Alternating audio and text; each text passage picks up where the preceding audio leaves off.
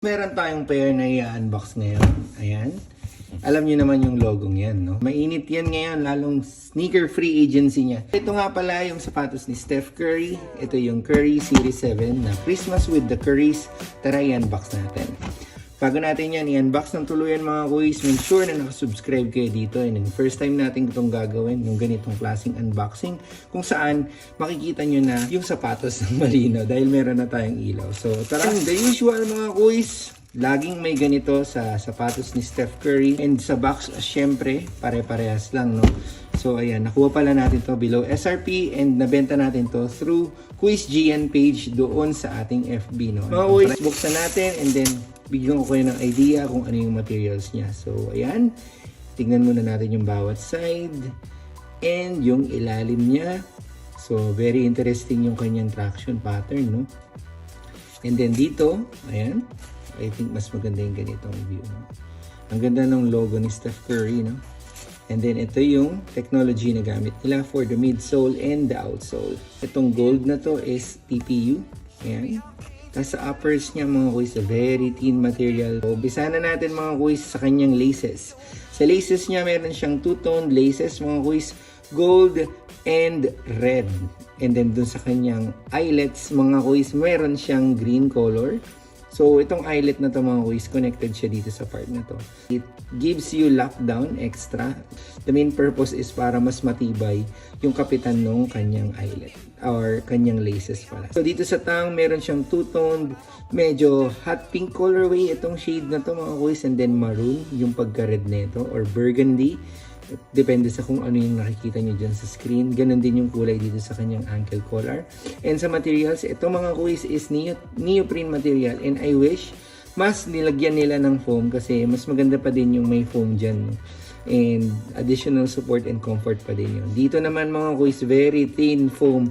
Hindi ko alam bakit nagtitipid tayo sa support pagdating dito. Diba, ito nga dapat yung pinoprotektahan natin. Tapos sa kanyang uppers mga kuys, it is a engineered upper mesh, less plastic dahil yung mga plastic parts lang dito mga kuys is yung nandito. Ayan. Very light and very breathable itong sapatos na to. Pala, ayan, yung plastic layers all the way through here. Ayan. Diyan sa details mga kuys, makikita nyo yung kanyang number, logo.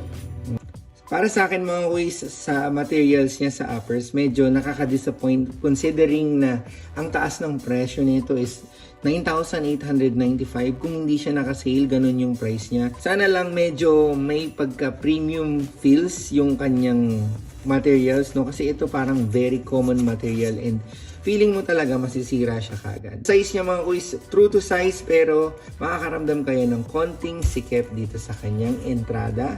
And dito naman wala kasi kung malapad yung paa nyo, at least mag-add na lang kayo ng 0.5 pero kung saktuhan lang, wala kayong magiging problema.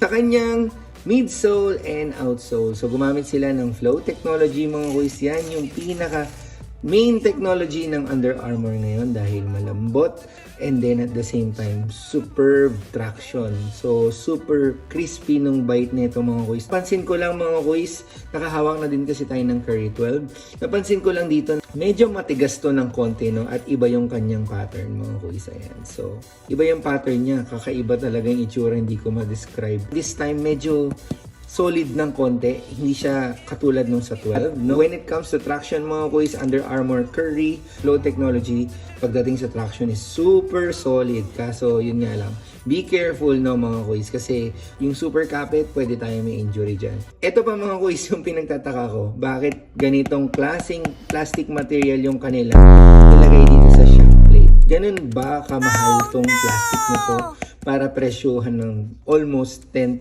pesos? Diba, pwede na tayo maglagay dyan ng mas magandang type of plastic, mas maganda yung energy return, mas maganda yung protection sa paa, diba, yung impact protection. Pagdating sa overall looks and comfort, para sa akin sobrang pasado to, hindi ko na siya i-rate 1 to 10, no? Pero mga kuys, kung bibili ako ng sapatos at meron naman akong enough budget or considerable naman masyado yung price, itatry ko pa din tong Under Armour. Pero hindi ko siya itatry sa outdoors. I will stay indoors using this. So, ang siguro mga upgrade lang na i-wish ko dito, yun nga, medyo gandahan yung materials na ilagay dito. Ayan yung ating mabilis na review para sa Under Armour Curry Series 7 Christmas with the Currys.